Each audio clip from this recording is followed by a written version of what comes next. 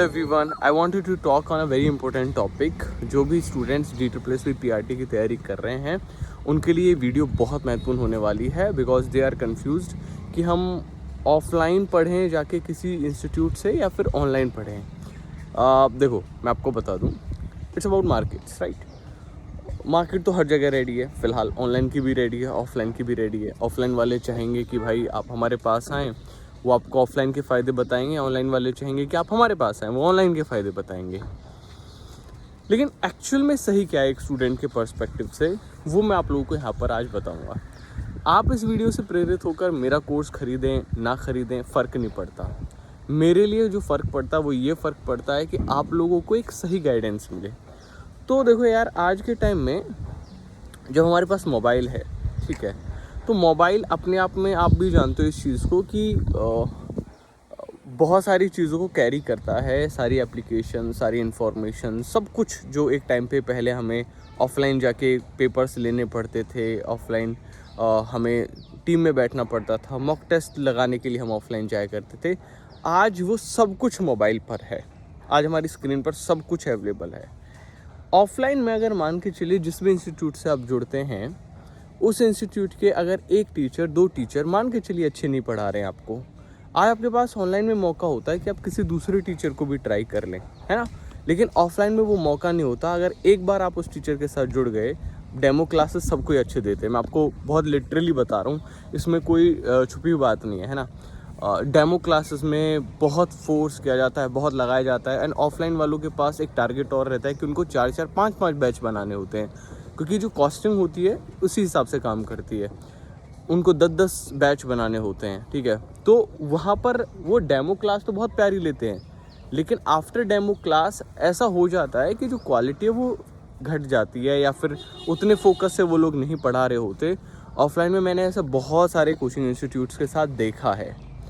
साथ ही इशू ये है कि यार ऑफलाइन में जाकर आना, यहाँ आप मान के चलो घर से निकलते हैं और घर से निकलकर आपके 20 मिनट 30 मिनट लगते हैं। फॉर एग्ज़ाम्पल, घर से निकलकर जाने में करीब मान के चलो 20 मिनट एक साइड से खर्च हो रहे हैं, इतना नज़दीक है। फिर आने में 20 मिनट खर्च हो रहे हैं। 40 मिनट खर्च ही नहीं होते, 40 मिनट में एनर्जी भी डाउन आती है।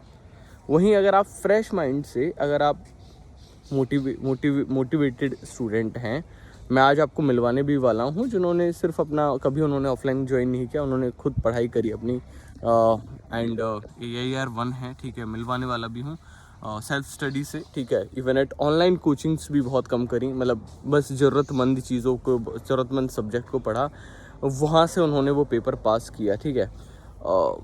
अब मेरी भी स्ट्रेटजी यही रही हमेशा लाइफ में कि मैं कभी ऑफलाइन कोचिंग इंस्टीट्यूट्स नहीं गया अपना टाइम वेस्ट करने के लिए। मुझे ये चीज़ तो समझ में आ चुकी थी कि ऑफलाइन कोचिंग का मतलब है सिर्फ और सिर्फ time waste.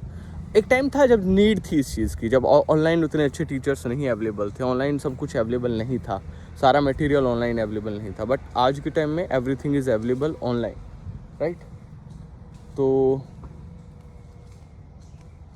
The only thing जो मैं अभी आप लोगों से कहूँगा इज़ टू फोकस, एंड अपना फोकस बनाओ। पूरा का पूरा टाइम अपने आप को दो।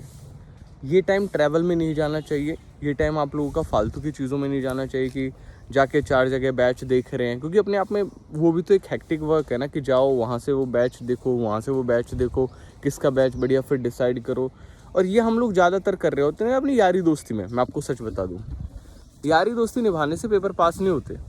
अब भाई मेरा यार वहाँ पे पढ़ रहा है, फलाने कोचिंग में पढ़ रहा है, मैं भी वहीं से पढ़ लूँ, उससे पेपर पास नहीं होता। पेपर पास होता है कमरे में बंद होके सेल्फ स्टडी करने से, किताबों में दिमाग घिसो, ठीक है, और अपना पूरा का पूरा फोकस जो है वो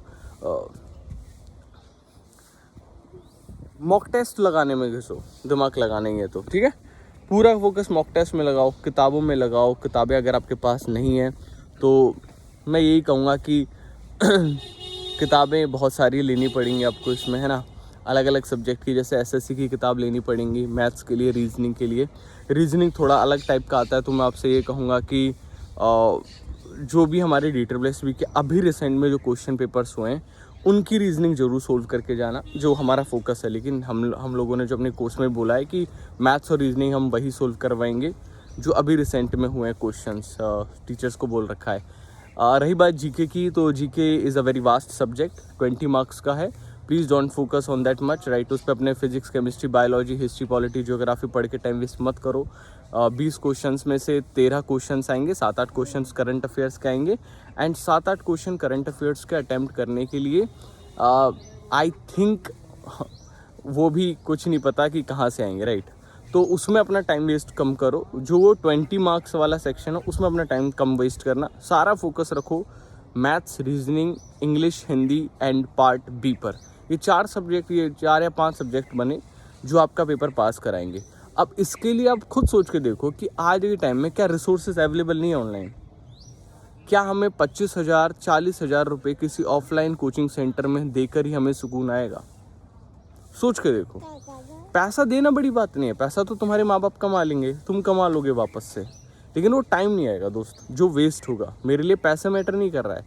और ऑनलाइन में अगर हम बात करें तो ऑनलाइन की फ़ीस कितनी, मैं हूँ तो मैं 470 रुपीज़ में सोचो सब कुछ अवेलेबल करा रहा हूँ, 50 मॉक टेस्ट अवेलेबल करा रहा हूँ। ये मेरी, ये कह सकते हो ना, मेरे को भी तो कॉस्टिंग लगती है, लेकिन मैं हमेशा स्टूडेंट के फेवर में मैंने काम किया लाइफ में एंड आगे भी करता रहूँगा। तो कुल मिला के बात ये डिबेट यहीं ख़त्म हो जाती है कि वेस्टेज ऑफ टाइम बचानी है तो है।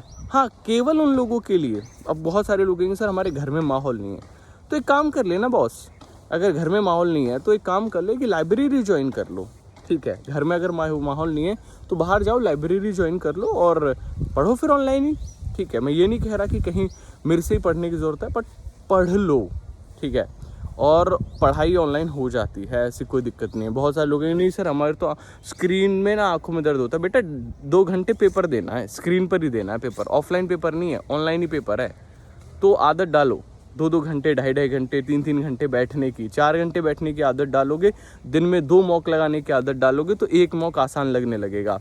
तो जो है हार्श बोलूँगा, लेकिन यारी दोस्ती में कुछ नहीं रखा, अपना पूरा फोकस लगाओ पढ़ाई करने में, ठीक है। अगर D++ भी निकालना है तो ऑनलाइन ऑफलाइन ये डिबेट छोड़ के सीधा आप चुपचाप कहीं ना कहीं से जो भी है मेरे से ले लो, या फिर दूसरे टीचर्स भी पढ़ा रहे हैं जहाँ तुम्हें समझ में आए, है ना, उनका बैच लेके तैयारी करना स्टार्ट करो, मेहनत करना स्टार्ट करो, फोर्स करना स्टार्ट करो।